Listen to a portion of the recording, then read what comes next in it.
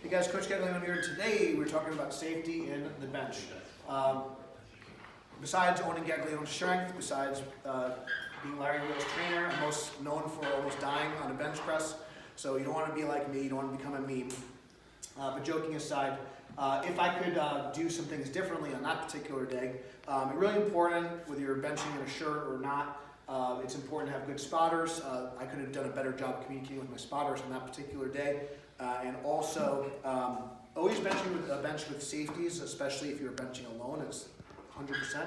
It's something I kind of yell at our online members with all the time. So we're gonna have George demo today. So we're gonna just look at safeties and rack height and things like that. So number one, so this is a little bit of a low rack height for him, so we want to make sure that the rack height is set up a little bit better.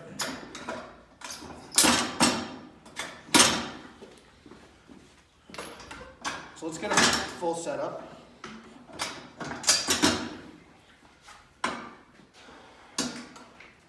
So typically you want your wrist to be able to clear the bench if you're up for your rack height.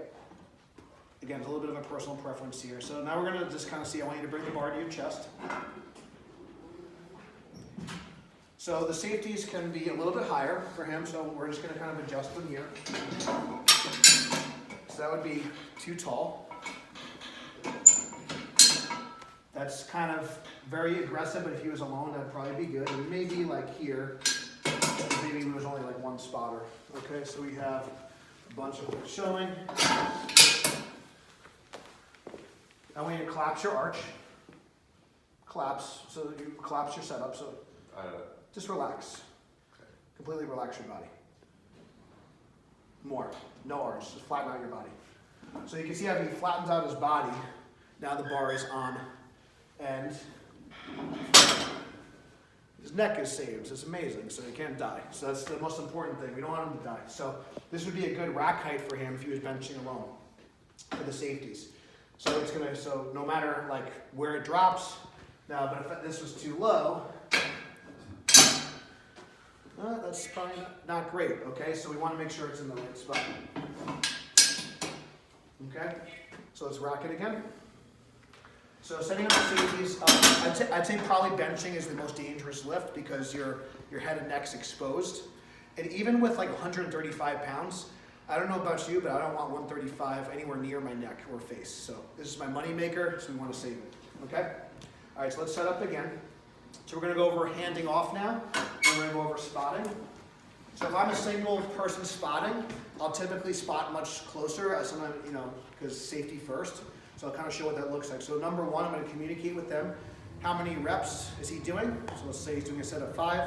And also, how does he like it and that sort of thing. Who's counting? Typically, the lifter will count. You might do 1, 2 breath. You might say 1, 2, 3. Whatever the system is, make sure you communicate with the spotter. And what I'm looking for as a spotter, I want to get it over his shoulder joint.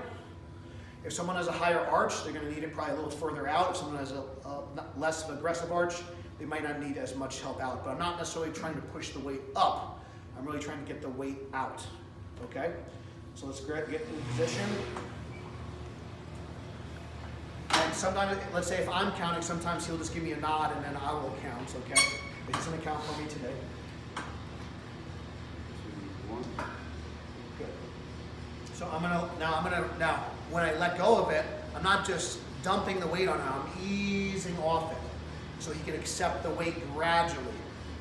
If this is 500 pounds, I want him to feel maybe 315, 405, 455, and then 5. So I'm gradually letting go.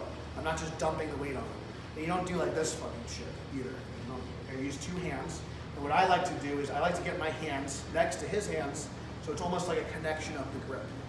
So as opposed to grabbing it here, I will grab it right outside his hands. That's personal preference. It's not like the most important thing, but it kind of just makes sense in my mind that this is kind of a connection for him. And I want to make sure I don't lift him out of position. He's going to do a set of 5.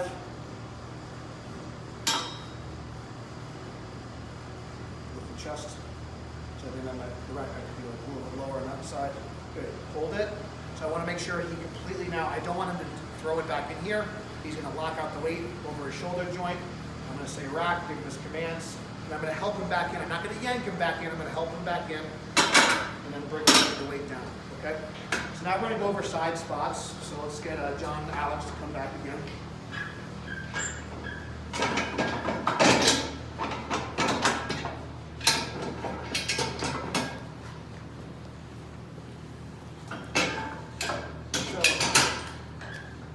When we have side spotters, the back spotter can be a little bit less aggressive with how close they are. But so if I'm spotting him alone, 1, 2, 3, I'm gonna stay close and I'm gonna follow it down. So again, I could accept the weight. So just pretend to miss. I can accept the weight right away. If I have these guys, I'm gonna let them do the work. So they're gonna spot. So you can spot it like a squat, or it's okay to interlock the fingers because typically, unless you're spotting like a Julius Maddox and stuff like that, you're not gonna be using as much weight and you can kind of get a nice good leverage here. So I like to interlock the fingers and then you can stand the weight up with your hips, okay? And we're actually gonna there are some special barbells and stuff that have a longer sleeve, that sort of thing. If you have a shirted bencher that's benching a lot of weight, you could also have some people two more people in the front spotting it more like a squat and then kind of pulling it back in. So let's just pretend. Okay, you're going to squat down a little bit, except he's going to come down. Let's pretend to miss. And then they can accept the weight. So we want to just follow it down as much as we can, and we don't want to impede. If it's a meet situation, we don't want to impede the judge's view. And they'll help them back in. The next thing we want to go over is a 3-man lift, which would only be really a concern for a shirted bencher typically. But if someone's really strong raw, that could happen as well. So in a 3-man lift, he's going to give me a nod when he's ready. I'm actually going to count, and I'm going to say release. So these guys are going to get their hands on the weight. Okay? We want to make sure these guys are coordinated. I'm mostly guiding the weight. They're doing most of the weight. So let's say he's opening with 700 pounds on the bench, and I can't deadlift 700 or 800 pounds. So he's going to give me a nod once he's ready. 3, 2, up, out, out, out, out, out, release.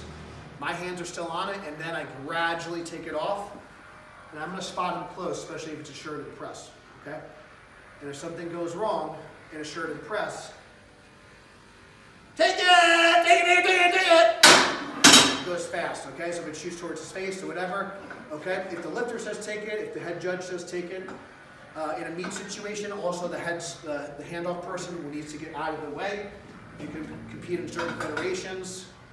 They're going to hold you a really long time for a start command if you don't get out of the way, so make sure you get out of the way. But you're still kind of close enough by that you could potentially help if something goes wrong in the bench. That's kind of the biggest things on a bench. The bench is the most dangerous, so make sure that you have your safety racks, make sure you have good spotters, make sure you're paying attention, make sure you communicate on the handoff. Because if you have a bad start, it's going to be a bad finish. So make sure that you really communicate on the handoff what's going on. Don't do any of this shit. I need to pick on people. I saw certain federations don't allow you to have a handoff person.